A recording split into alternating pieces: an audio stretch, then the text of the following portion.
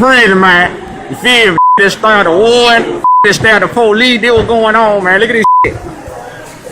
You see this shit? It going down in this place after an incident on Sunday morning. This video surfacing yesterday on social media appears to show an inmate wearing a staff uniform. Law enforcement officers are searching for two inmates who escaped from the St. Clair County Correctional Facility.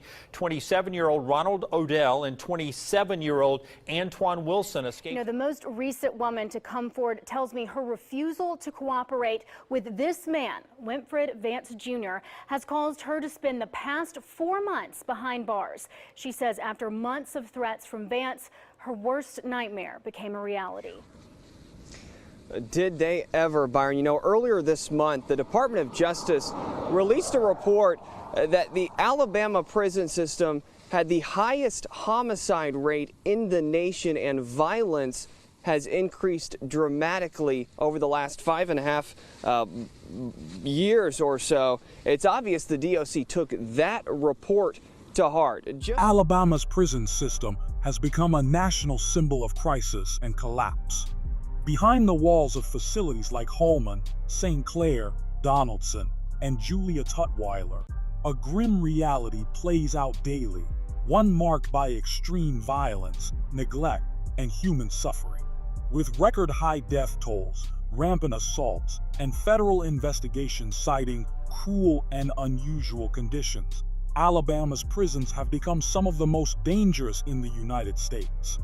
What was once a correctional system has morphed into a network of institutions where survival often takes precedence over rehabilitation.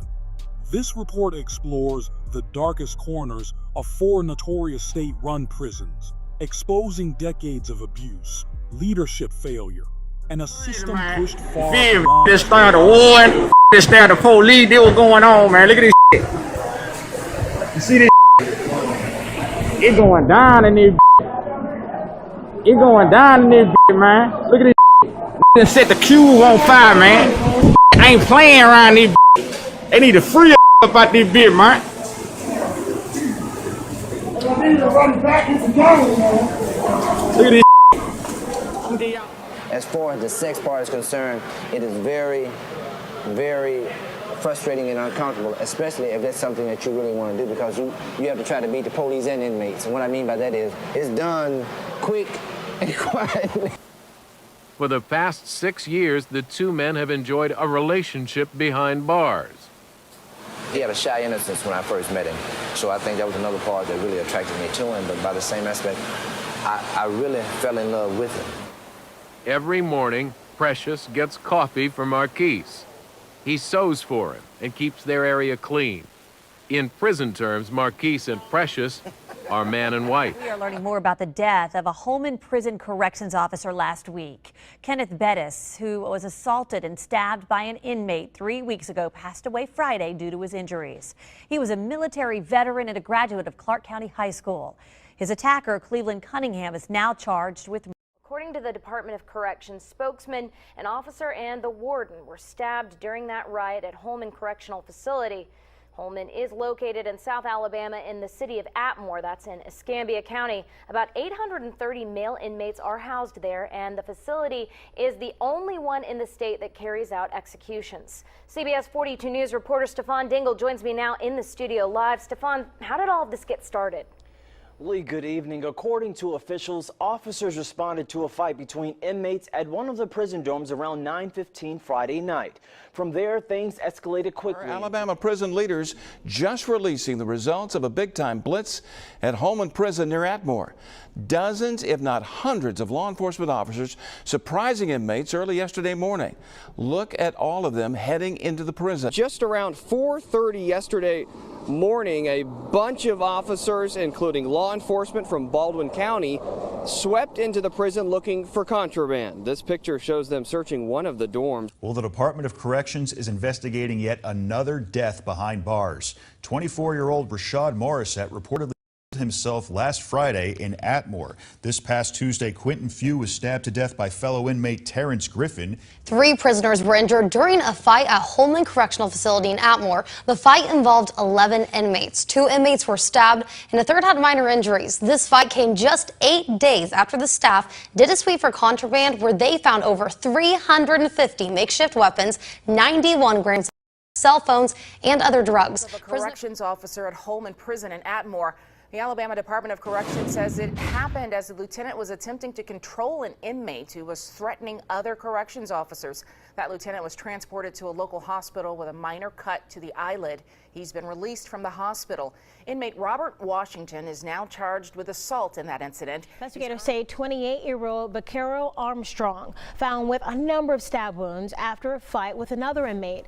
He later died. The second incident reported at around 9:30 in another housing area. We're told a fight broke out among several inmates.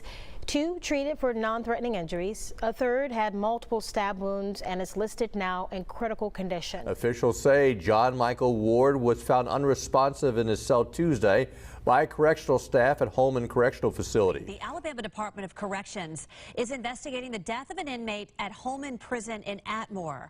Atofficials say 38-year-old Moses Robinson was injured in an attack on December 30th and died a day later. Holman Correctional Facility in Atmore, Alabama, has long been one of the most feared prisons in the state.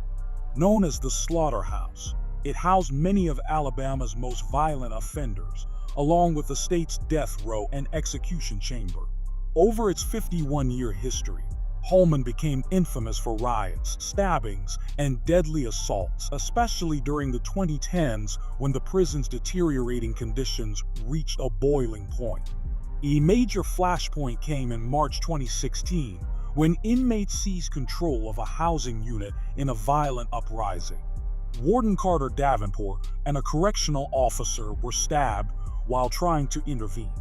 Just months later, Officer Bettis was fatally stabbed while attempting to restore order in the overcrowded dining hall. These incidents reflected a broader breakdown of safety and control. Prisoners lived in filthy, overcrowded dormitories filled with mold, rats, and raw sewage, while staffing shortages left entire cell blocks unsupervised for hours. At its peak, Holman held far more than its 600-man capacity, fueling chaos in an already crumbling facility. By 2020, the infrastructure was in such disrepair, sewer collapses, exposed wiring, inoperable locks, that the state began shutting down most of its operations. More than 600 inmates were transferred elsewhere, leaving behind only death row and a small number of low-risk prisoners. But the closure didn't end the crisis, it shifted it. Holman's most dangerous inmates were moved into already overcrowded prisons like St. Clair, causing new spikes in violence. Gangs expanded their control, weapons flowed unchecked, and violence spread system-wide. Despite efforts to contain the problem, Holman's legacy, decades of neglect, brutality, and bloodshed, continues to haunt Alabama's prison system. A prison officer at the St. Clair Correctional Facility resigns after being arrested for having drugs on site. 26-year-old Ivan Caldwell of Birmingham was arrested Monday for trafficking drugs, promoting prison contraband, and violating a pistol license. The Alabama Department of Corrections is investigating the stabbing death of an inmate. It happened yesterday in Springville at the St. Clair Correctional Facility. Authorities say they found 24-year-old Terrence Andrews with multiple stab wounds after a fight broke out between 2 inmates. The Department of Corrections tells us 33-year-old Regarius Bray was stabbed to death during a fight with another inmate. 42-year-old Brandy Harris is charged with Bray's facility. 27-year-old Ronald Odell and 27-year-old Antoine Wilson escaped early this morning. Inmate has escaped from the St. Clair Correctional Facility in Springville. This is 30-year-old Corey Davis. The Alabama Department of Corrections says the fight started inside a dorm. The 5 inmates hurt were taken to an off-site medical facility. The Alabama Department of Corrections says a correctional officer was injured today at the St. Clair Correctional Facility when an inmate attacked him during breakfast. The 4 a.m. incident set off another incident in which more than 24 inmates assaulted officers using broken broom handles, locks tied to belts, and other objects as weapons. Department of Corrections spokesperson Bob Horton says the prison was placed on lockdown, but some inmates refused to return to their cells. Well, the Alabama Department of Corrections is investigating the death of a state inmate who was attacked in prison. Correctional officers found 45-year-old inmate Stephen Mullins stabbed multiple times inside a housing area, and 50-year-old Christopher Jones was arrested in connection with the stabbing. State prison officials say a St. Clair Correctional Facility inmate has died after being stabbed in his cell. Jody Waldrop was sentenced to life in prison in 2006. The Alabama Department of Corrections is investigating a deadly stabbing of an inmate that took place at the St. Clair Correctional Facility in Springville. It happened at approximately 12:25 p.m. when a fight broke out between two inmates in the day room of one of the prison's cell blocks. Prison officials report that 30-year-old Timothy Latham received multiple stab wounds to the chest area during the altercation. Latham succumbed to his injuries and was pronounced dead by a corrections physician. Once considered one of Alabama's more stable prisons, St. Clair Correctional Facility in eastern Alabama spiraled into chaos by the mid-2010s. In 2010, only 23 assaults were reported. Just 3 years later, that number had surged past 100 annually, and between 2011 and 2014, at least 6 inmates were deleted, an alarming deletion rate that drew national concern. According to civil rights attorney Brian Stevenson of the Equal Justice Initiative, the violence at St. Clair was unprecedented, with inmates describing weekly stabbings, broken cell locks, and a complete breakdown of security. Gangs dominated the prison, and officers frequently ignored or mocked requests for protection. One chilling incident involved a guard handing a prisoner a makeshift knife and saying, "Drill or be drilled." In 2014, EJI filed a class action lawsuit exposing a brutal environment. Staff beating handcuffed inmates, smuggling drugs and weapons, and even a warden punching a restrained prisoner. That warden, Carter Davenport, was later transferred to Holman Correctional after overseeing the bloodiest years at St. Clair. Advocates blamed his leadership for allowing the prison to deteriorate into lawlessness.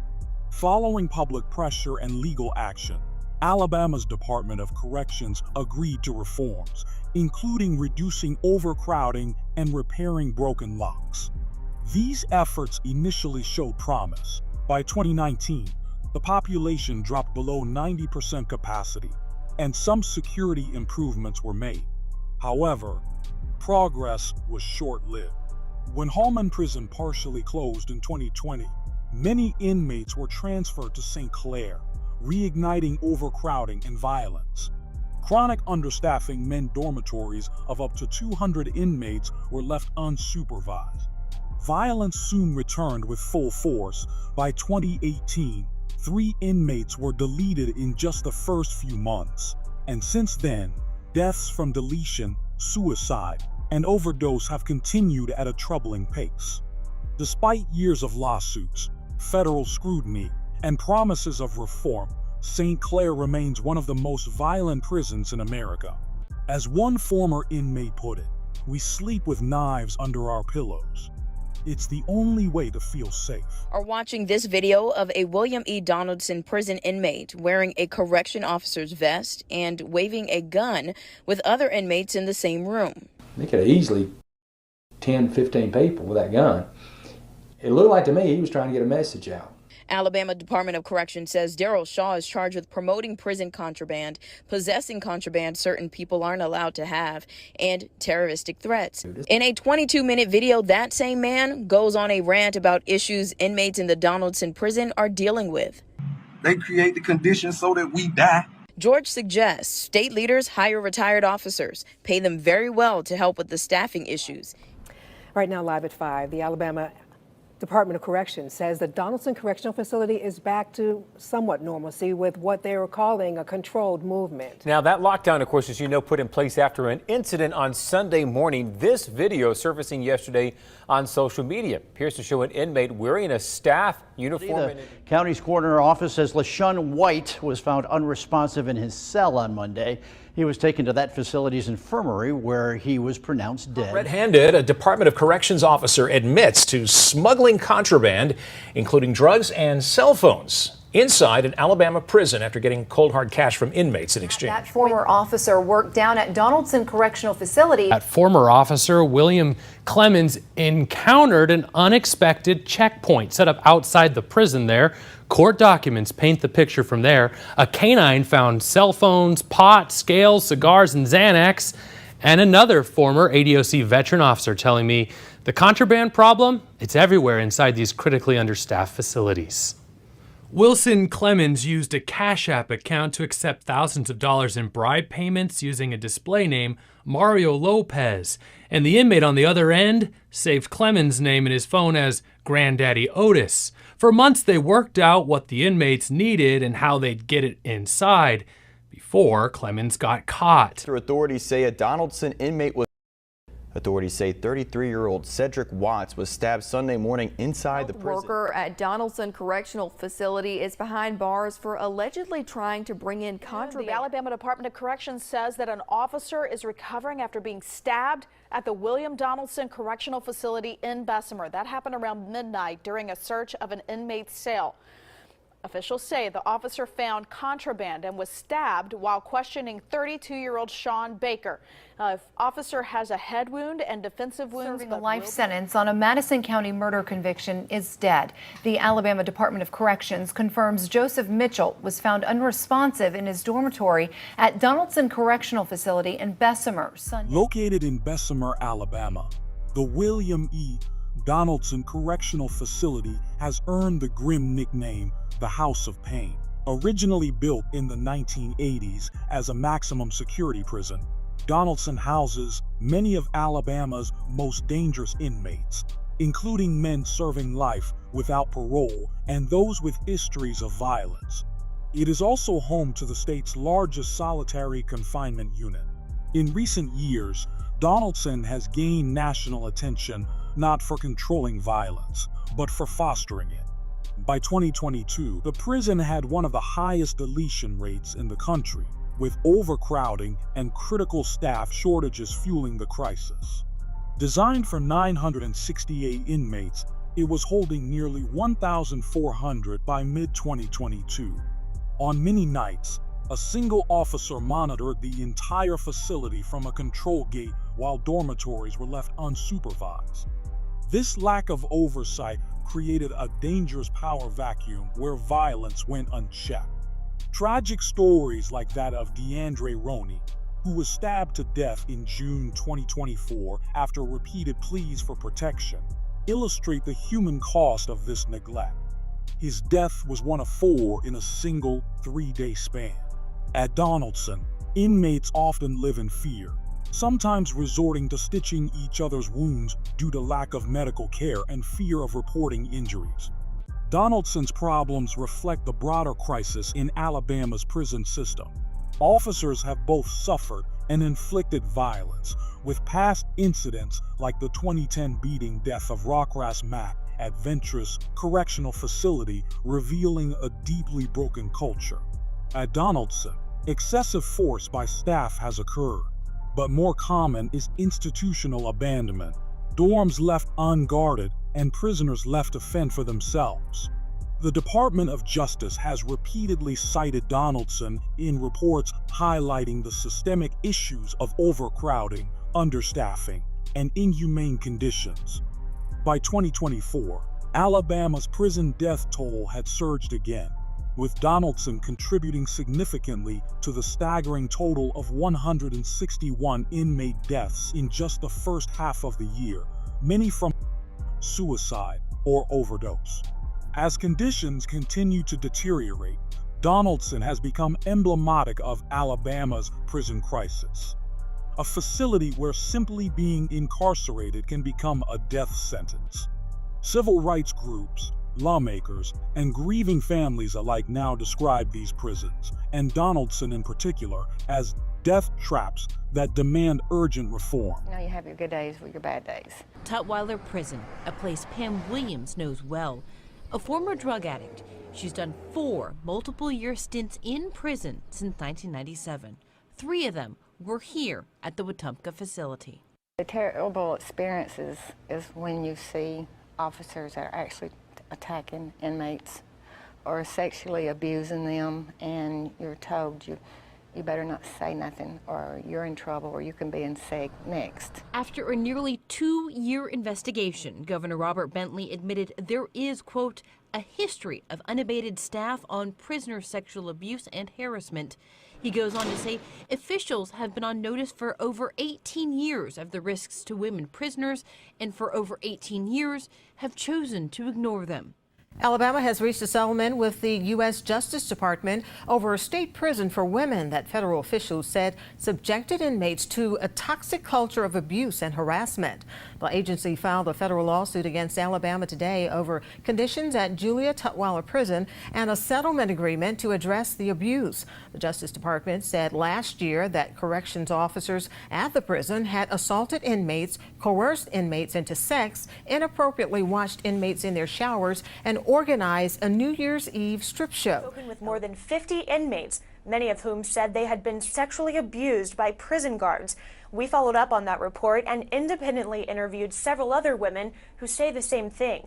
Women I spoke with today say it's about time for the federal government to step in and do something about it. A few months ago, a team from the National Institute of Corrections found many areas of concern at Tutwiler, including problems with the process inmates use to report sexual abuse. The NIC said inmates did not feel physically or sexually safe. Former inmates we talked with say Tutwiler, hell. That's the closest hell I think anybody could ever get. An inmate at Tutwiler Correction Facility in Wetumpka is being accused of starting a fire in the prison. The Alabama Department of Corrections says the woman on your screen, Sierra Jackson, is the inmate who started the fire. An officer noticed heavy smoke coming from a cell area while making their rounds in Tutwiler. Cry over abuse at the hands of male guards inside Tutwiler Prison for Women has sparked change. Governor Robert Bentley toured Tutwiler for the first time yesterday. The state has hired a nationally recognized consulting firm to try to fix the prison. The Julia Tutwiler Prison for Women in Wetumpka, Alabama, became infamous not for violent riots or mass deletions, but for widespread, long-term sexual abuse and psychological torment inflicted by staff. Designed to hold 400 women, the prison at times held over 900 inmates and was overwhelmingly staffed by male officers. This dangerous imbalance created an environment where abuse thrived. A 2014 Department of Justice investigation revealed that women at Tutwiler faced a constant threat of sexual violence. Reports detailed cases of rape, coerced sex, pregnancies caused by guards, and retaliation against those who reported the abuse. Some victims were punished with solitary confinement, while their abusers often kept their jobs or received minimal penalties. One officer served just 5 days in jail. Despite multiple convictions of staff between 2009 and 2011, the abuse persisted. Shockingly, federal investigators found Alabama officials had known about these issues for nearly 2 decades and failed to act. It wasn't until public pressure, investigative journalism, and a formal complaint by the Equal Justice Initiative that change was forced. In 2015, Alabama entered a federal consent decree mandating major reforms, including increased surveillance, better staff training, and more female officers. By 2024, Alabama had fulfilled most of the DOJ's requirements, including reducing the prison population and improving conditions. Though oversight was scaled back, some mandates remained in place to guard against the return of past abuses. Tutwiler's story stands as a sobering example of how unchecked power can lead to systemic harm. It highlights the importance of external accountability, transparency, and the persistent risk of abuse in understaffed or overlooked facilities. In Alabama's prison system, danger isn't always from inmates. It can come from the very people meant to protect them. These 4 prisons, Holman, St. Clair, Donaldson, and Julia Tutwiler are not isolated failures. They are symptoms of a statewide emergency rooted in overcrowding, understaffing, crumbling infrastructure, and a culture of indifference to human life. The stories of stabbings, riots, sexual abuse, and unchecked brutality are more than headlines. They are daily experiences for thousands of incarcerated individuals and the staff working within these dangerous environments. Despite lawsuits, federal oversight, and media exposure, meaningful change has been slow, uneven, and often temporary. Until Alabama confronts the full depth of this humanitarian crisis, its prisons will continue to be death traps, places not of correction, but of We are going to discuss the worst prisons in New York. The New York State prison system is the largest in the United States. It houses more than 60,000 inmates and employs more than 20,000 people. The prisons are overcrowded and understaffed. The prisons are also underfunded and have a lack of resources to provide for inmates. NYC prisons are also known for slashing incidents. Inmates are not given adequate medical care and mental health treatment, which leads to a higher rate of suicide among inmates. Inmates also have limited access to rehab programs that could help them reintegrate into society after their release from prison. Sullivan County Jail, Monticello, New York. Josh, Sarah, with the highest numbers the Sullivan County Jail has ever seen, both officers and inmates are at their boiling point in a jail that's simply busting at the seams today with nearly 1,000 inmates. Inside the Tri-City's largest jail, those locked up are living in conditions that even the staff admits are dangerous and inhumane. Yeah, this is overcrowded at its max. The jail at its breaking point. Tonight, a plan to make people pay up when they get locked up in Sullivan County. Yes, some Sullivan County commissioners think inmates should have to fork over as much as $1,000 a month to cover the cost of their room and board. We've had as many as 40 inmates in a 16-bed bay. Carswell allowed our cameras inside of the jail Thursday night. We saw inmates with cots on the floor because there aren't enough beds. Sullivan County Jail is located in Monticello, New York. It has seen a lot of changes over the past few years. It is now the largest jail in New York and has 3,300 inmates on any given day. The facility was originally built to house 1,000 inmates, but overcrowding became an issue in the early 2000s. The new management came up with a new plan to build a second facility in order to increase capacity. However, it was never built. Attica Prison Complex, Wyoming County, New York. More than 4 decades after the notorious 1971 prison uprising, the upstate New York prison Attica is back in the news this week. 3 guards at Attica Prison have pleaded guilty to brutally beating an inmate, but they themselves will not spend time behind bars. You on the Supermax. Attica is a Supermax New York State Correctional Facility, for those of y'all that didn't know. That is a Supermax. That is a max. You know, it's not just federal correctional facilities that have supermaxes, it's also the states. So Attica is one of those. It's a horrifying situation because you wake up not knowing what today's gonna bring you. And when I mean what today's gonna bring you, not what the person that you lock next door to, but with the officers. From there, they sent them to Attica. In Attica prison, they tried the same thing on them again. Because when you in prison, and you do something to an officer, they're going to put it in your record. I don't know what they write in your file, but they write something for once you get to that prison, they read it, and the shit starts. When he got to Attica, they tried to do the same thing to him. He tried to stab them. They hung him. You hear what I'm saying? They hung him. In 1971, when Attica Prison Complex was first built, its design was meant to be a model for prisons all over the country. On the contrary, this prison is known for violence on inmates and correctional officers, which has led to inmates murdered under shaky circumstances.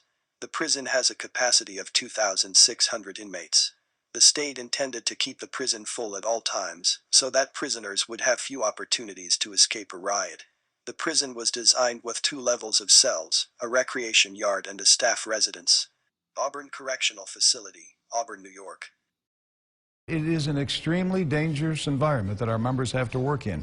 82 weapons seized in a 1-month period speaks volumes to the fact that the administration needs to do more to make the facility stay safe. Well, State Corrections also released a statement. Officers sent to the hospital after more than 20 inmates started fighting at Auburn Correctional Facility. Soon as you come in there, it's like a dark cloud over the jail, my nigga, I promise you. Soon as you come in that shit, my nigga, you can feel the misery and depression. In Auburn, the ABC CBS killer, white guy, a black man calls him a snitch. He saws the man head off. The pictures is still up in the jail. Auburn Correctional Facility is one of the worst prisons in New York because of the terrible conditions that inmates face. The prison has been operating without an upstate correctional facility commission since June of 2011. This means that Auburn Correctional Facility cannot be closed down, and it also means that the prison's operation will not be overseen by another agency. The lack of oversight has led to increased violence at Auburn. Clinton Correctional Facility, Dannemora, New York. So then they say, Franklin, Clinton Correctional Facility. I'm like, oh shit. Shit just got real. You know what I'm saying? This is in the North Country of New York. It is very sparsely populated, only about 25 miles from the Canadian border, and full of a lot of woods and a few scattered homes and hunting cabins. Lots of places to hide out. Safe from gang fights, New York Assemblywoman Janet Dupree says have broken out numerous times at Clinton Correctional Facility. All of this is a formula for very potential violence in this area. Beyond that, there's more. The racial makeup really counts here. The vast majority of these inmates are black or Latino, 3/4 of them, and yet with more than 900 corrections officers here. In an age where the more horrific the crime, the more prison time is allotted, many people have related to a recent article in the New York Post. There, they interviewed inmates of various prisons to find out which one was the worst. Clinton Correctional Facility came in at number 1 with a whopping 45% of inmates incarcerated for serious violent crimes. Fishkill Correctional Facility, Beacon, New York. Night of abuse behind bars at prisons statewide, including Fishkill Correctional Facility, where several inmate deaths have resulted in lawsuits against the state. State police are now investigating the death of an inmate at Fishkill Correctional Center. 37-year-old Joseph Clark, who is from Newburgh, died last Monday morning after getting emergency medical attention. And thanks for staying with us. We got new information tonight in that death of a Fishkill inmate. Now, state investigators now say it appears Joseph Clark died by suicide. Tonight, the inmate's mother is demanding a closer look. Fishkill Correctional Facility, also known as Fishkill CF, is one of the worst prisons in New York. The facility is located in Fishkill, New York, and has a maximum capacity of 1,800 inmates. This prison has been rated at a D by the National Institute for Corrections. The New York State prisons are in a state of crisis. The prison population has increased by more than 50% since 2000, and the number of inmates who are incarcerated for life has increased by more than 400%. The prison system is overcrowded and understaffed, which leads to violence and abuse. An important fact is most sentenced adult inmates from NYC locked away will be upstate New York, close to Canada, and very far away from home. The New York State prisons need to be fixed in order to provide a safe environment for inmates and staff.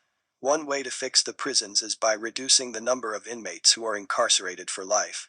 Another way is by increasing the number of guards so that they can keep an eye on all prisoners at all times. Over 2 million people are serving time in a state prison or local jail in the United States.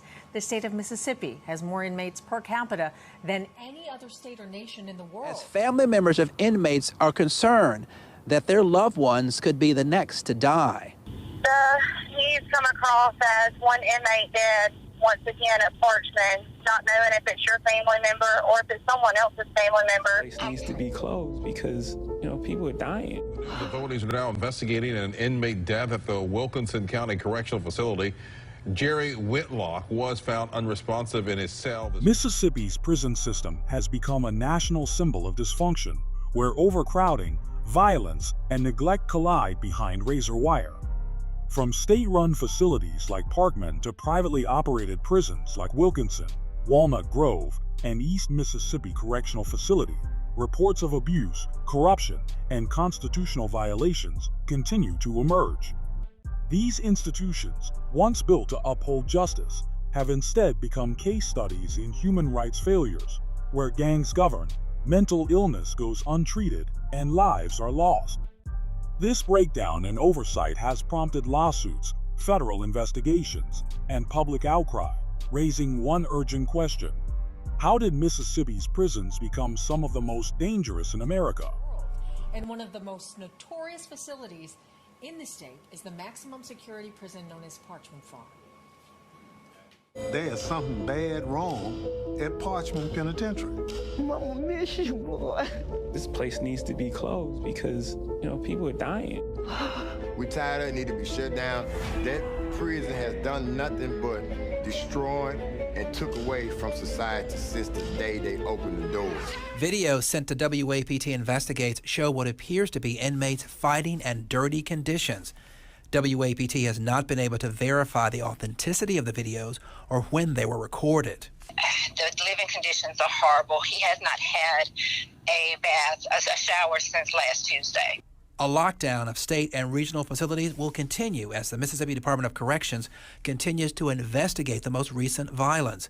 Since Sunday, 4 inmates were killed and several others injured in what MDOC is calling a major disturbance. 2 of those happened at the state penitentiary in Parchman. MDOC Commissioner Pelican Hall said they've confirmed some of the major disturbances are gang-related. An inmate at the Mississippi State Penitentiary at Parchman fell victim to gang violence. That's according to Corrections Commissioner Burl Cain. Corrections officers reported the incident happened around 2 a.m. yesterday. Investigation is now underway after a Parchman inmate is found stabbed to death. Bobby Hawthorne, seen here, was found dead in his cell Sunday afternoon. He was serving 18 years on drug trafficking and armed robbery charges. The death of 2 Parchman inmates killed last night. Well, as we learn more about what happened, the governor is now reacting. 12 News' Alex Love joins us now in studio with more. Alex? Well, since New Year's Eve, there has been a total of 9 inmate deaths inside the Mississippi prison system, most of which have happened at the Parchman jail. One of the inmates has been identified by the Sunflower County coroner as Timothy Hudspeth, who was found dead in his bed inside of the Unit 30B building. The second inmate has yet to be identified until his family is notified by the Parchman staff. Autopsies show the 2 suffered from beatings by blunt objects. Though Parchman has been the center of gang violence the past couple of weeks, MDOC stated this is believed to be an isolated incident. An inmate currently serving a life sentence for capital murder has escaped from the Mississippi State Penitentiary. 71-year-old Nevin Kerr Whitstone. Take a look at your screen. An inmate has escaped from the Mississippi Penitentiary. According to officials with the Mississippi Department of Corrections, Gregory Triggs is serving a total of 61 years for 9 sentences, including armed robbery and kidnapping. Emergency personnel responded this afternoon to a reported fire in Unit 29 and Unit 30. Sunflower County Sheriff James Haywood says 1 inmate was in a fight in Unit 29 at the prison. The fire was set in Unit 30. State Penitentiary at Parchman, located in the Delta, is the state's oldest and largest prison. And now, after 121 scorching summers, the facility is finally getting air conditioning.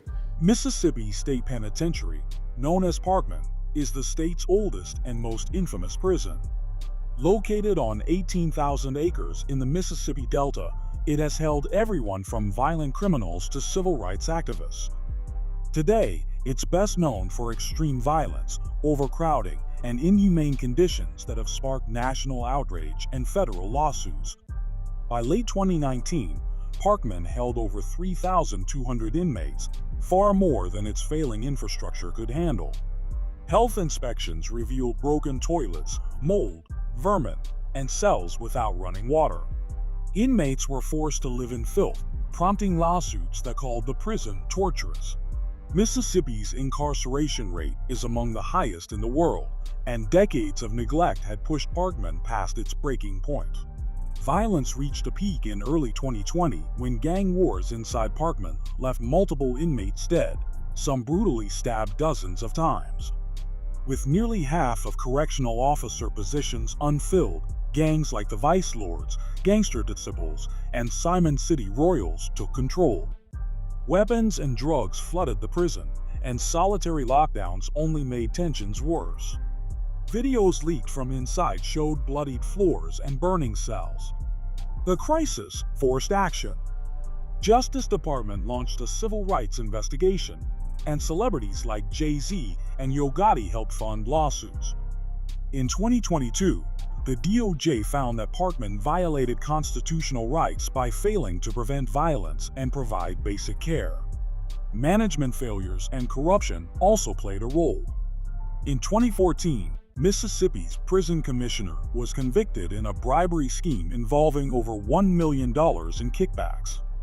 For years, officials ignored basic repairs, underpaid staff, and even relied on gang leaders to keep order. In response to pressure, Mississippi closed the notorious Unit 29, raised officer pay, and made some repairs, including air conditioning and plumbing upgrades. While conditions have begun to improve, advocates warn that only sustained change will protect those inside. For decades, Parchman was a symbol of chaos and cruelty. Now, the question remains, can it ever become a place of justice? The news authorities are now investigating an inmate death at the Wilkinson County Correctional Facility. Jerry Whitlock was found unresponsive in his cell this morning. He was then taken to a local hospital where he was pronounced dead. Other news of note now, we're just learning about an inmate death in Wilkinson County. 40-year-old David Young died yesterday after getting into a fight with a cellmate. Young was an inmate at the Wilkinson County Correctional Facility. He went to a Jackson hospital, and that's where he passed away. Mississippi Department of Corrections is investigating the death of an inmate. It happened at Wilkinson County Correctional Facility. Authorities there say Neja Bonhomme got into a fight with another inmate around 6 last night. He was found on the floor, and he was sentenced in 2016 to 20 years for armed robbery.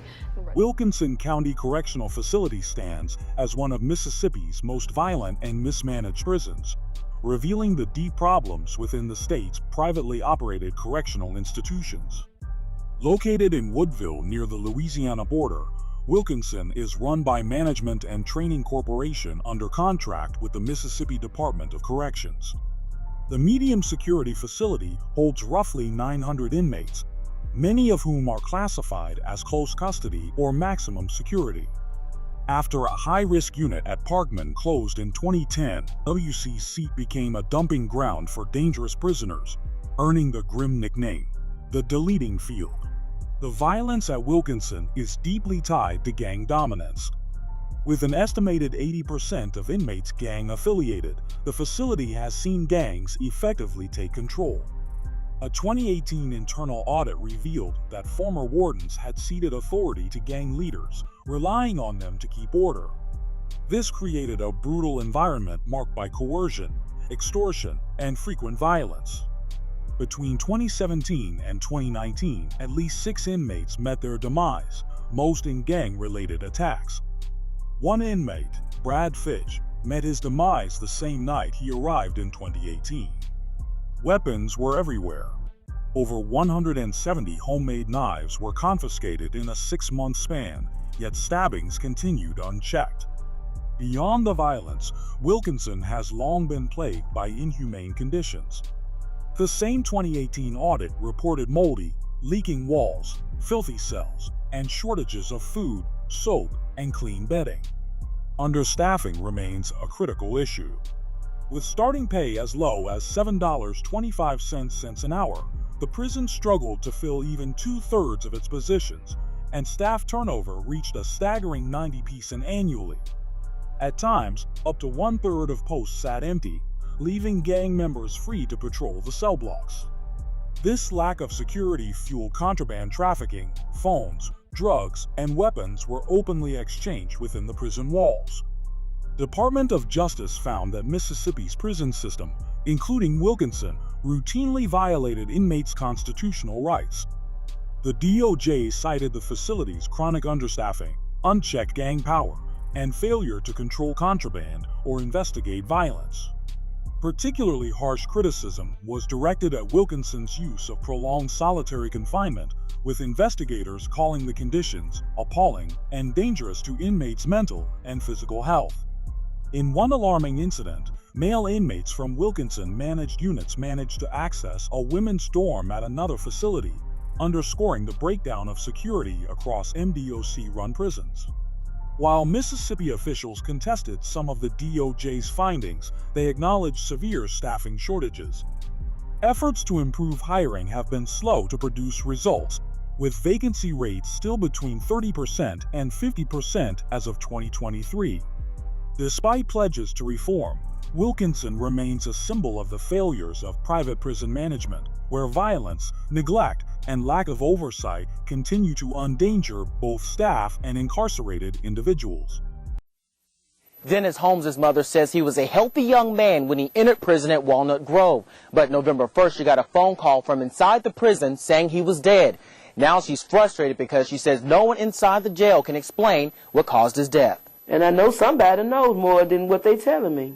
Prison guards found Terry Robinson's son, Dennis Earl Holmes, unresponsive inside his cell November 1st. The 20-year-old died before paramedics could transport him to a hospital. A preliminary autopsy conducted by Lee County's coroner was inconclusive. Walnut Grove Correctional Facility, once a youth prison in Walnut Grove, Mississippi, became one of the most notorious examples of private prison mismanagement in U.S. history. Opened in 2001 and operated first by Cornell Geo Group and later by Management and Training Corporation, the facility housed male juveniles aged 13 to 22 who were convicted as adults. Over time, Walnut Grove developed a horrific reputation for rampant abuse, corruption, and neglect. Inmates were subjected to widespread sexual assaults, beatings, and inhumane treatment.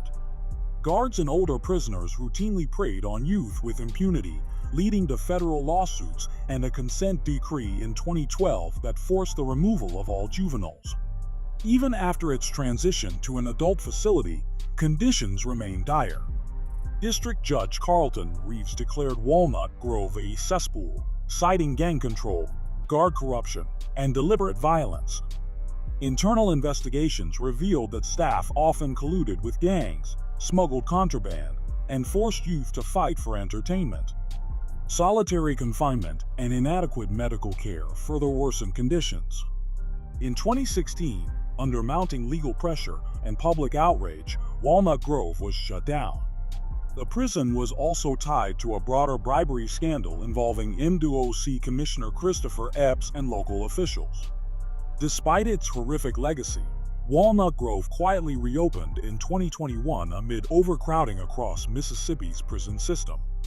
Officials claimed renovations and oversight reforms have been made, and the facility was reactivated as a smaller reentry program. However, by early 2022, new complaints about staff conduct surfaced. Many observers questioned the wisdom of reopening a prison once labeled one of the nation's worst, warning that past abuses should not be so easily forgotten. East Mississippi Correctional Facility in Lauderdale County is investigating the death of an inmate. 29-year-old Robert Williams was found dead in his cell on Tuesday. Williams had been sentenced to 10 years in 2013 for burglary, aggravated assault, and armed robbery. In Lauderdale County, an inmate death has been reported out of the East Mississippi Correctional Facility. 21-year-old Jeremy Russell was found unresponsive in his cell this morning. Russell was serving a 5-year sentence for burglary in Panola. Confirmed with Lauderdale County coroner that an inmate was found unresponsive at the East Mississippi Correctional Facility. The East Mississippi Correctional Facility, located near Meridian, was designed to house the state's most severely mentally ill inmates, but instead, it became a notorious example of cruel and degrading treatment. Opened in 1999 and operated by private contractors, EMCF quickly fell into chaos due to gross neglect and underfunding. A 2013 class action lawsuit filed by the ACLU and Southern Poverty Law Center described the prison as hell on earth. Conditions inside EMCF were appalling. Cells were pitch dark and filthy, toilets broken, and mentally ill prisoners were often left to sit in their own waste. Medical and psychiatric care was either dangerously delayed or non-existent. Violence was rampant. Guards allegedly opened doors to let inmates assault one another, and suicide attempts were common. Inmates frequently set fires to draw attention to their suffering, risking further harm due to poor emergency response. Solitary confinement was often used as a substitute for treatment, exacerbating mental health crises.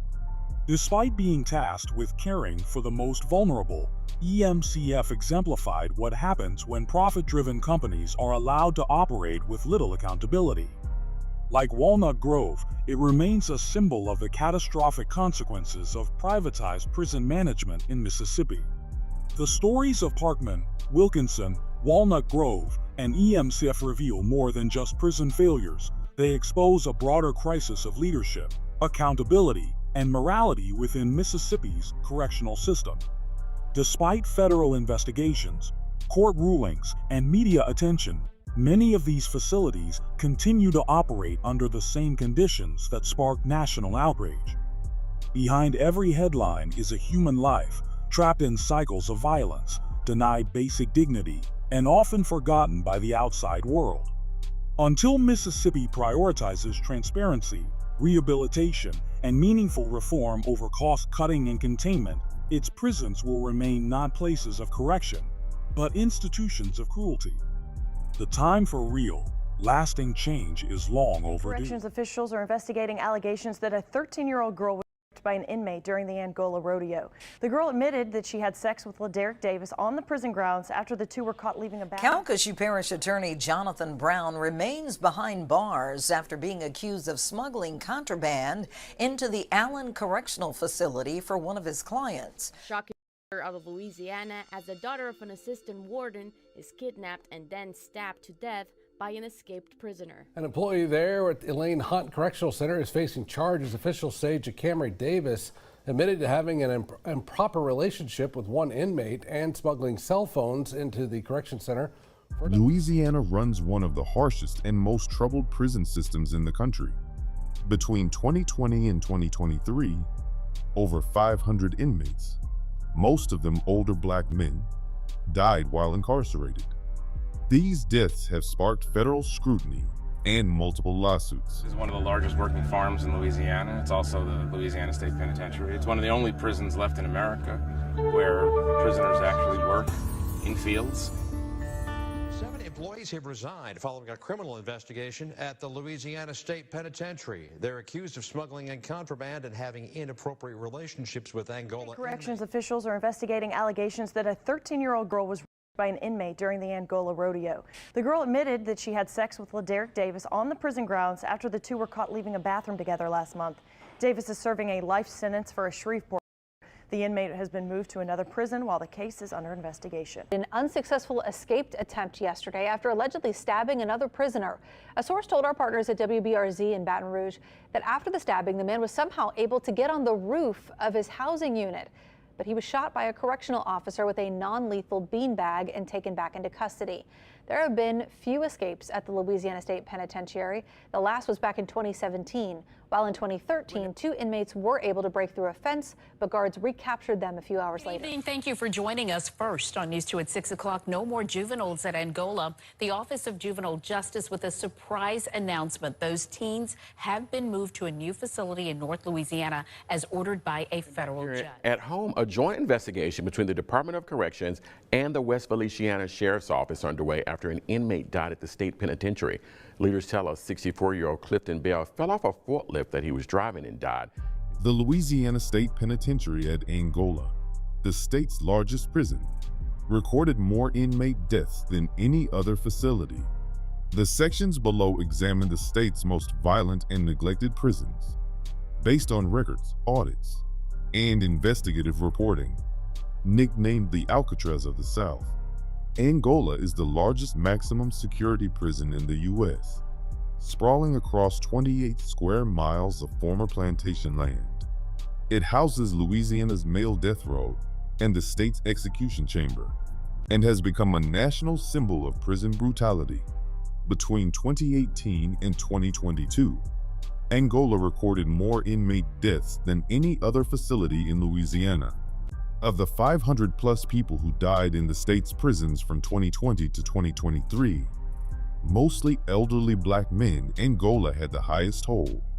A 2024 investigation linked many deaths to chronic medical neglect, prompting a federal judge to declare Angola's healthcare system deathly inadequate and unconstitutional. As of 2023, the prison's healthcare is under court-ordered oversight. Conditions inside Angola remain grim. Inmates report extreme heat, overcrowding, forced labor, and rampant violence. Youth offenders housed nearby have described being beaten by guards, denied basic hygiene, and locked down for extended periods.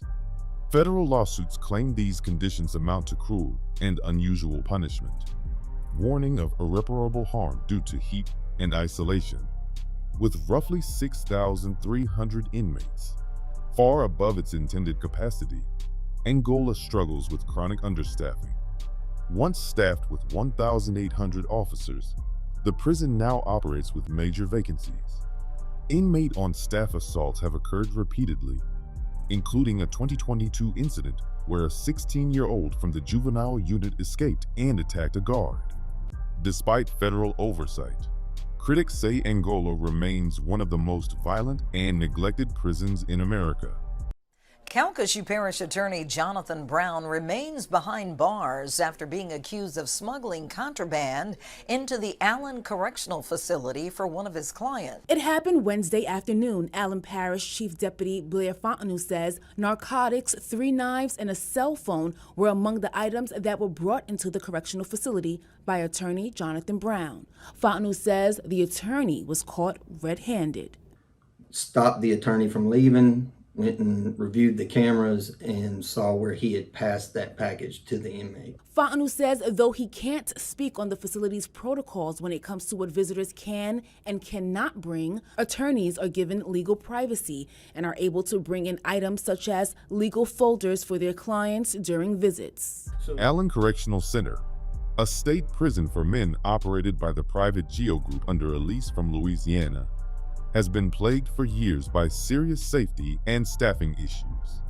As of 2016, it held approximately 1,345 inmates, but persistent underfunding and chronic mismanagement have made it one of the state's most hazardous prisons, not due to riots, but systemic neglect. Multiple investigations and staff testimonies have revealed dangerous working conditions. Guards have reported managing units of up to 300 inmates with no basic gear, no handcuffs, no pepper spray, and minimal backup. Broken security cameras, rampant contraband, and unsanitary conditions have become routine. In one case, a correctional officer alleged that an inmate's suicide went unnoticed for weeks due to failed reporting systems. Morale among staff is low, fueled by mass layoffs, such as the 2016 cut of 80 employees, and a pervasive sense of abandonment. Workers have accused the state of neglecting both their safety and that of the inmates. While the GEO Group denies wrongdoing, media investigations and union complaints have brought sustained public scrutiny. Legislative budget cuts have further crippled operations, stripping away services and reducing staff to inmate ratios to dangerously low levels. Although detailed violence statistics are scarce, internal reports confirm multiple in-custody deaths in recent years. In short, Allen Correctional's danger lies not in overt violence, but in a breakdown of basic prison infrastructure, where understaffing, poor oversight, and failing systems put everyone at risk. Well, it was a short-lived escape for one inmate at the Elayn Hunt Correctional Center Wednesday afternoon. 56-year-old Jose Castro got away from the prison, but he was apprehended just 16 minutes later. According to jail officials, Castro broke out of an exercise pen and scaled a perimeter fence. At one time during the chase, shots were fired at Castro, but fortunately no one was hurt. Castro is serving a 33-year sentence out of Jefferson Parish for armed robbery. The inmate who is the subject of that use of force incident is Torrance Verdett. He was 15 when he was convicted and sentenced to life without the possibility of parole. He's 20 now and been at Hunt for about 2 years. As his mother tells me, he was beaten by corrections officers after laying on the ground and getting cuffed.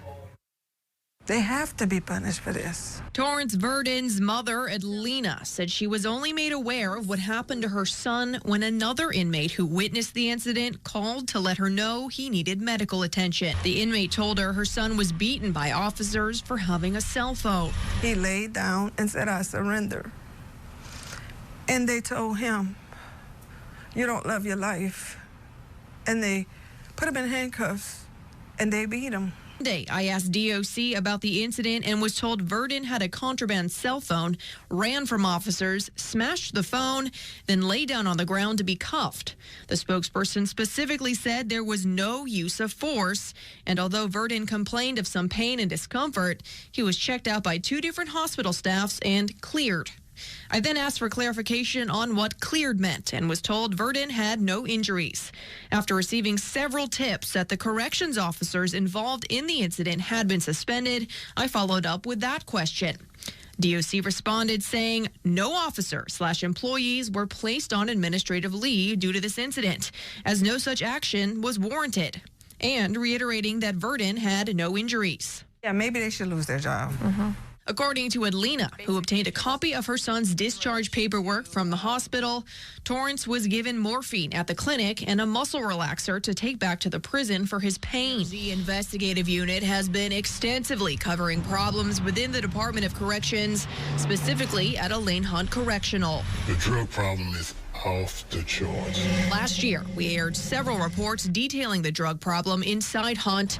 Speaking to an anonymous employee, Some of my biggest issues is the drugs that were being allowed to be brought into the prisons.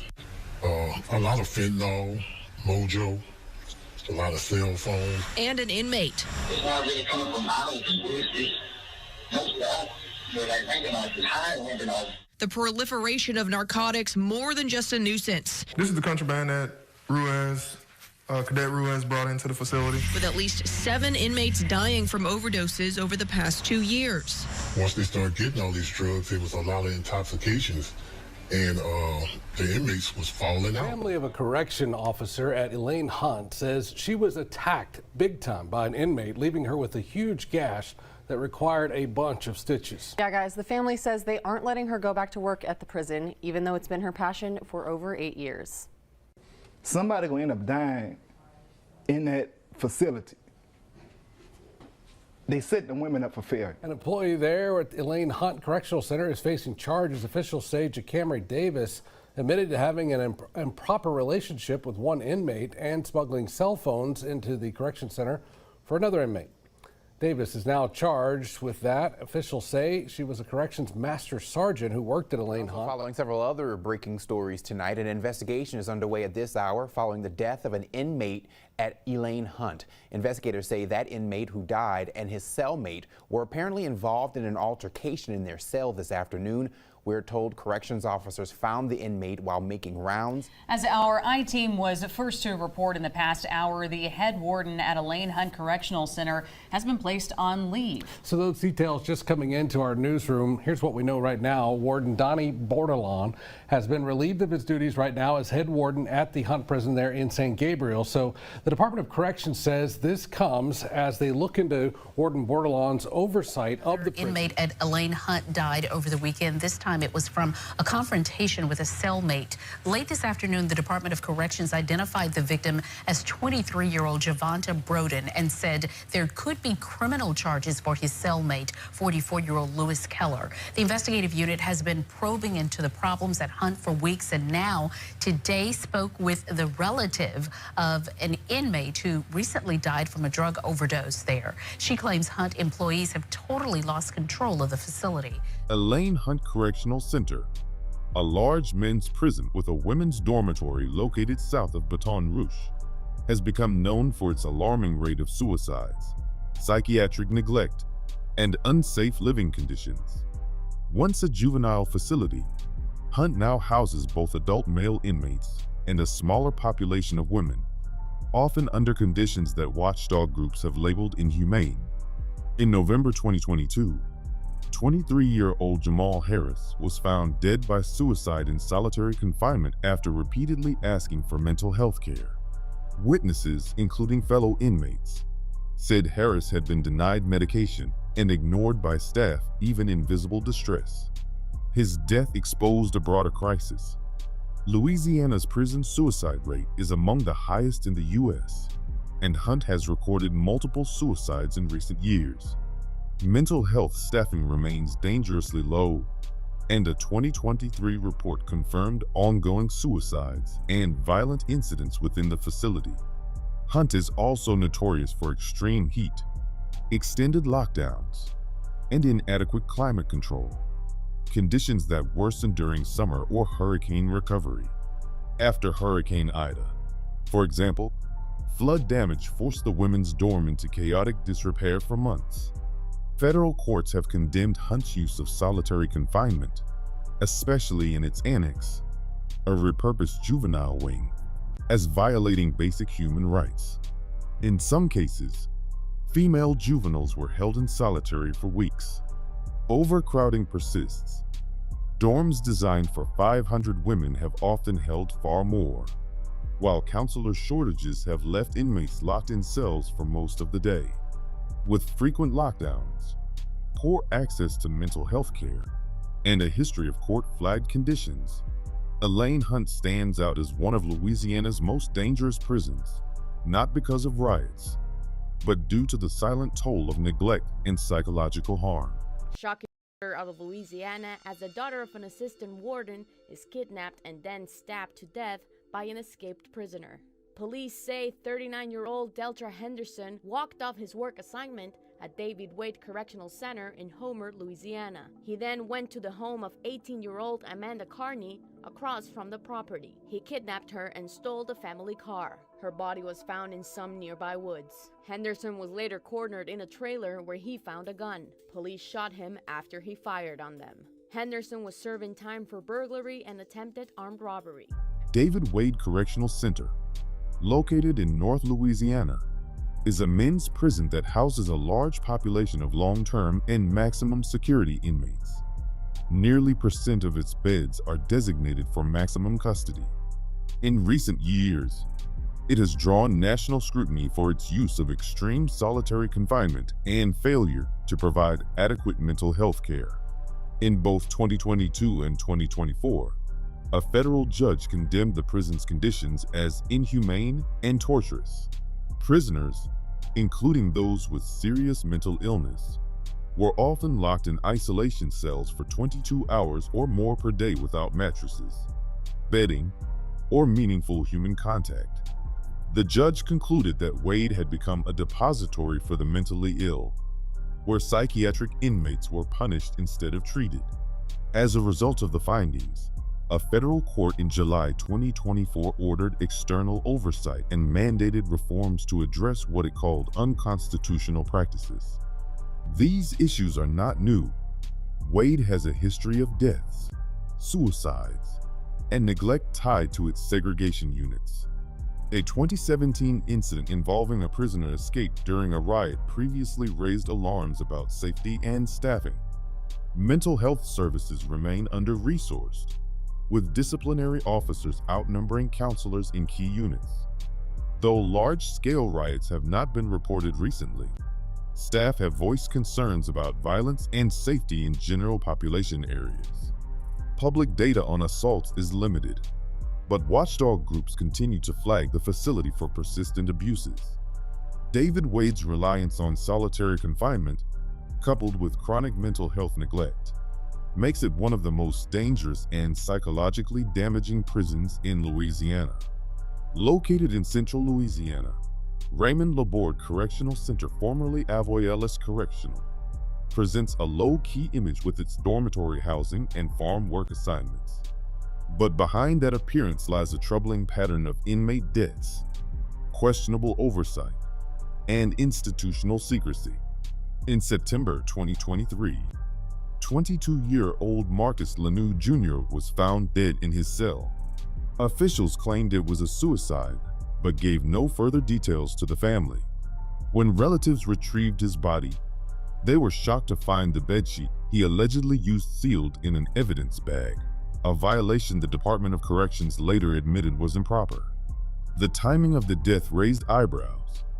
Lanou's father, an inmate at Elayn Hunt, had been quoted in a prison expose published just one day earlier, sparking suspicion about retaliation. The incident remains under investigation, with no official findings released. This was not an isolated case. At least 10 inmate deaths, including suicides, deletions, and medical cases, have occurred at Raymond Laborde Correctional Center since 2016, according to data from the Incarceration Transparency Project. In 2020, one inmate fatally stabbed another during a fight. Overcrowding is also a persistent issue. By 2021, the facility was operating above capacity, which has strained both healthcare services and security. Guards report frequent fights, slow emergency responses, and inadequate staffing. Despite the risks, Raymond Laborde Correctional Center receives little public scrutiny. It lacks recent audits, court orders, or consent decrees. Still, advocacy groups and local media continue to track its issues, especially in the wake of the Lanu case, which has triggered an Attorney General's review and public calls for reform. Raymond Laborde Correctional Center's danger lies not in headline-grabbing riots, but in chronic neglect, secrecy, and unanswered deaths, making it one of the most quietly hazardous prisons in Louisiana. Rayburn Correctional Center, located in Washington Parish, houses over 1,100 adult men across 4 open bay dorms and a 54-cell isolation unit. Unlike Angola or Dixon, Rayburn isn't known for riots, gang violence, or high-profile incidents. Instead, its problems are quieter, rooted in chronic illness, medical neglect, and limited oversight.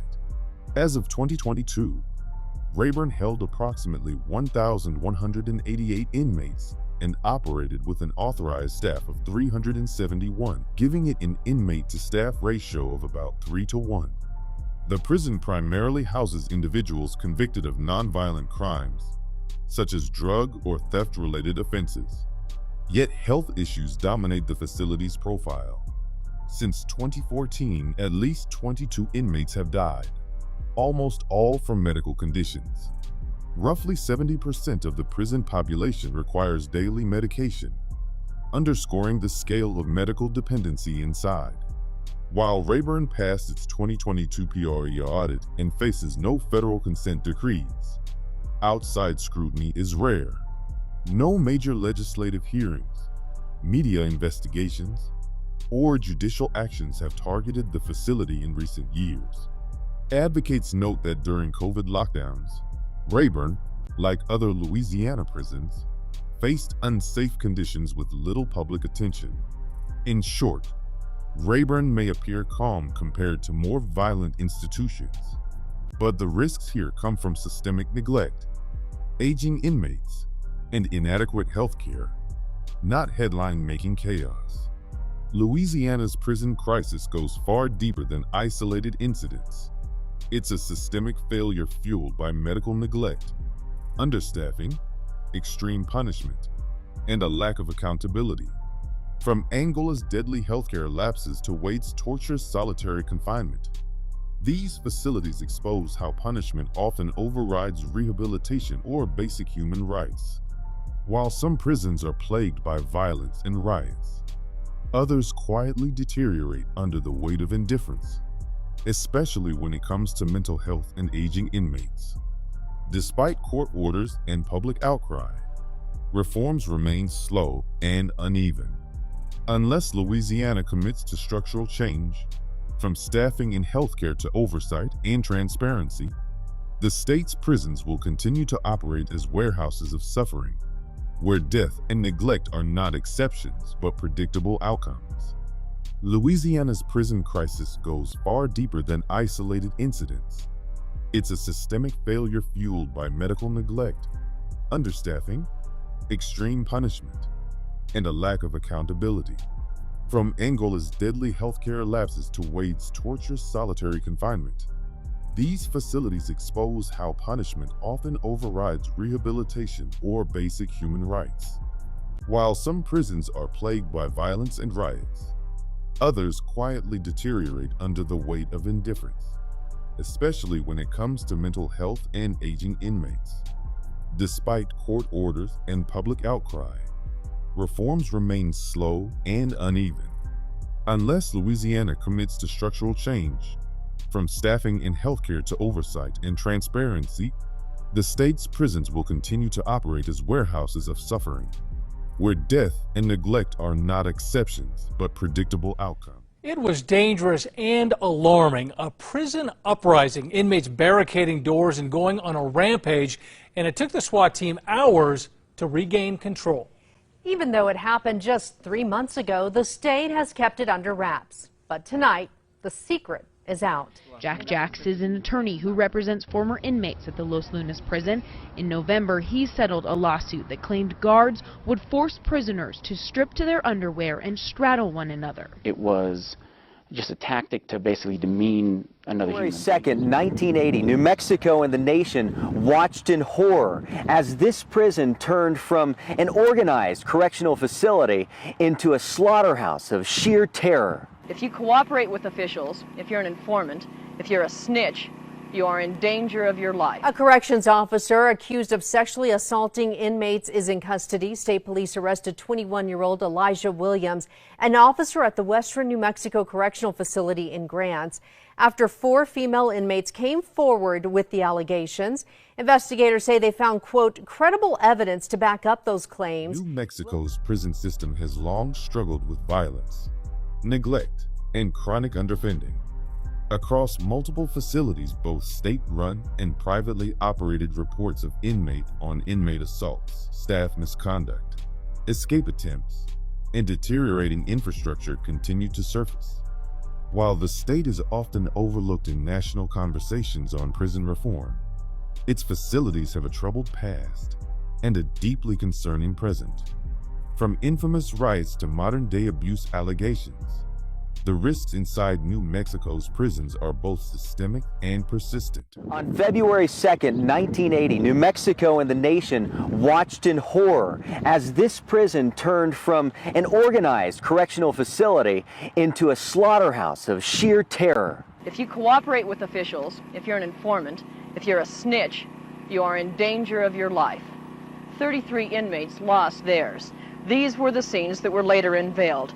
Blood everywhere, signs of systematic torture. In the early morning hours of February 2nd, 1980, he says some inmates were getting drunk on homemade alcohol. One prisoner had an idea. Jumped up and had been drinking, said, look, when they come to count, if they leave that door open, we're going to jump them and take over this place. Action 7 News was on scene during the 36-hour ordeal, covering the riot from the outside. 10-9.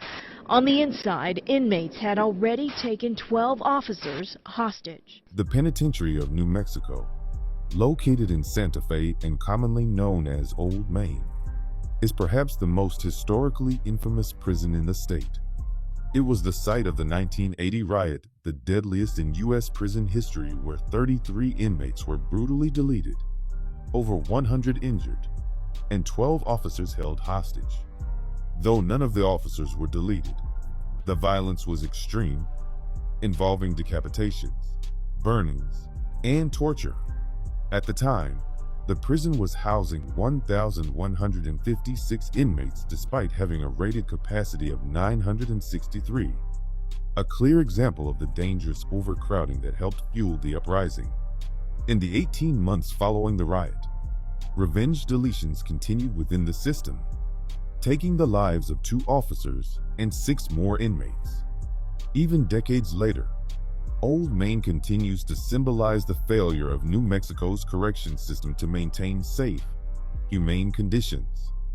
Deferred maintenance costs across the system exceed $300 million, and the facility's aging infrastructure, plumbing, lighting, and cell conditions contributes to continued risks for both inmates and staff. New Mexico State Police are investigating after they say an inmate at the Central New Mexico Correctional Facility tried stabbing a doctor and officers. Officials say it happened Friday evening. Staff reported the inmate, who they haven't identified, had attacked several corrections officers and a medical staff member with a sharpened toothbrush. Learned Stewart is on administrative leave. The Department of Corrections says it's investigating an issue at the Los Lunas prison. While Warden Stewart is at the top of that list, we've also learned 2 others have been placed on administrative leave. This isn't the first time the facility has been investigated. Jack Jacks is an attorney who represents former inmates at the Los Lunas prison. In November, he settled a lawsuit that claimed guards would force prisoners to strip to their underwear and straddle one another. He had turned around and pulled my arm in through the food port and actually bit the tip of my pinky off. The accusations by these officers against the prison have led to a civil suit being filed against the New Mexico Department of Corrections. The suit lays out why they say the work conditions at the prison have become unsafe. Another facility with a notorious reputation is the Central New Mexico Correctional Facility in Los Lunas. This prison houses inmates across various security levels and is known for frequent violence, especially among gang-affiliated prisoners. A 2018 report from the state legislature noted that 39 serious assaults occurred in New Mexico prisons that year, the highest number in a decade, and many of those took place at CNMCF. In 2022, the prison drew national attention when a lawsuit alleged that guards at Los Lunas coerced one inmate, Jacob Milligan, into fighting another, resulting in severe injuries. Staff shortages are a chronic issue here, forcing the prison to rely on extended lockdowns and overtime shifts. These conditions, coupled with dilapidated infrastructure and rising tensions, have made Los Lunas one of the most dangerous places to serve time in the state. It was dangerous and alarming. A prison uprising, inmates barricading doors and going on a rampage, and it took the SWAT team hours to regain control. Don't be deceived by the seemingly quiet activity at the private prison in Hobbs. Early November last year, dinner time. Fast forward just 1 hour, and you become an eyewitness to chaos, a full-blown inmate uprising, a riot. We're trying to solve the situation, defuse it. Inmates try unsuccessfully to negotiate with prison staff. I think that dude up there's drunk. It's clear some are drunk from a supply of homemade alcohol. Within minutes, prisoners barricade the doors and take control of the cell block. Inmates neutralize the tear gas using trash cans filled with water and blankets. Gas grenades are moved to the shower area. Armed with homemade weapons, prisoners start fires, destroy sprinkler heads, and furniture. On Thursday, 5 men appeared in the Lee County Courthouse. Jeffrey Samuels and Daniel Pay pled guilty to their role in the riots, accepting plea deals overseen by Judge Farrell Cothran. Stephen Green, Byron Taylor, and David Forbes also were in court, where they had hearings to discuss their cases. More trials coming up. This is a long process. This is a very complex case. State Corrections Director Brian Sterling says that's because these 7 happened across the prison in different locations. Because, as he explains, the inmates had access to contraband. Cell phones. Hobbs are behind bars after detectives say they tried to smuggle drugs into the Lee County Correctional Facility. These are the suspects, 25-year-old Mirakel Carter and 30-year-old Aubrey Luna. According to the Lee County Drug Task Force, agents were tipped off about an undercover plan to smuggle the drugs into the facility. More than 1,200 inmates are housed at the Lee County Correctional Facility in Hobbs, and on August 20th, convicted 31-year-old Carlos Garcia tried to make his escape. In the 14 years I've been here, we've never had an incident like that here. Hobbs police detectives investigated the case. They say early that morning, a guard found Garcia outside. Initially, he claimed he didn't know how he got there. Court documents show Garcia later spilled the beans and admitted to police he broke the 6-foot by 1-foot window in his cell and the metal bar that went across it. The tools that he said that he used was a razor blade on the end of a popsicle stick, and he had worked at it for a while. In fact, Garcia said it took him about 5 months. He even told detectives he fashioned a fake window out of plastic to make it look like the real window was still there. Police say he eventually squeezed through the small opening using bed sheets to propel himself down 2 stories. Garcia says once he was out, he had second thoughts and climbed back in. County Prison in Hobbs will be shutting down next month, leaving more than 200 employees out of a job. The Corrections Department says it will be stopping using the Lee County Correctional Facility by June 30th after its private owner, GEO Group, opted not to renew its contract with the county. The Lee County Correctional Facility in Hobbs, operated by the GEO Group until its planned closure in 2025, has a long history of violence and neglect. In its first year of operation in 1998, 3 inmates were fatally stabbed and 6 others seriously injured in gang-related violence. The facility has continued to experience violent incidents and routine contraband discoveries, including weapons and cell phones. Staffing has consistently been below required levels, leading the state to fine GEO over $1.4 million between 2011 and 2012. In July 2020, a large-scale gang brawl broke out, injuring multiple inmates and forcing state police to intervene with non-lethal weapons. Despite the closure plan, current and former staff acknowledged that overcrowding, lack of supervision, and high tension among inmates make this facility extremely volatile. A corrections officer accused of sexually assaulting inmates is in custody. State police arrested 21-year-old Elijah Williams, an officer at the Western New Mexico Correctional Facility in Grants, after 4 female inmates came forward with the allegations. Investigators say they found, quote, credible evidence to back up those claims. Williams turned himself in today and is now facing criminal sexual contact and battery charges. Western New Mexico Correctional Facility, located in Grants, has faced unrest in both its men's and women's units. In March 2020, approximately 300 inmates rioted in response to extended COVID-related lockdowns and the death of an inmate, causing significant damage to the facility. The situation was only brought under control after the use of tear gas and other non-lethal force. The women's unit has also drawn criticism for a pattern of sexual abuse allegations against staff. One particularly disturbing case involved a female inmate, Lisa Jaramillo, who was raped by a supervisor. Her story, along with several others, highlighted widespread failures in staff training, accountability, and prisoner protection. Although the state has taken over operations from private hands, staff shortages, poor conditions, and mistrust from inmates remain major concerns. In northeastern New Mexico, the Clayton-based Northeast New Mexico Correctional Facility has been the subject of multiple civil rights lawsuits. Former inmates and attorneys describe a culture of abuse where guards operate unchecked, allegedly forming beat teams to punish prisoners, particularly those of color. Reports indicate that conditions at Clayton are harsh, with long hours of isolation, inadequate food and hygiene, and a lack of meaningful oversight. Turnover among staff is high, and basic standards of care are often not met. Several lawsuits cite instances where guards violently beat inmates or withheld basic necessities like drinking water and medical attention.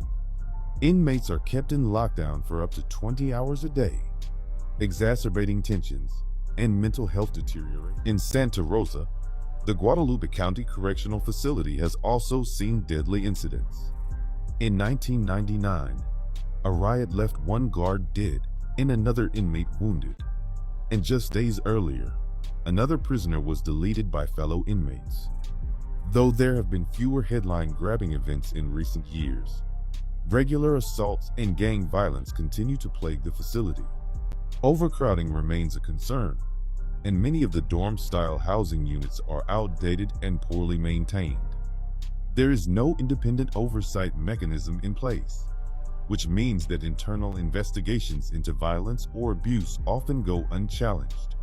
In conclusion, the most dangerous prisons in New Mexico, such as the Penitentiary of New Mexico in Santa Fe, Central New Mexico Correctional in Los Lunas, Clayton's Northeast New Mexico Facility, Lea County Correctional in Hobbs, Guadalupe County in Santa Rosa, and Western NM Correctional in Grants all share common themes: systemic violence, poor oversight, and decaying infrastructure.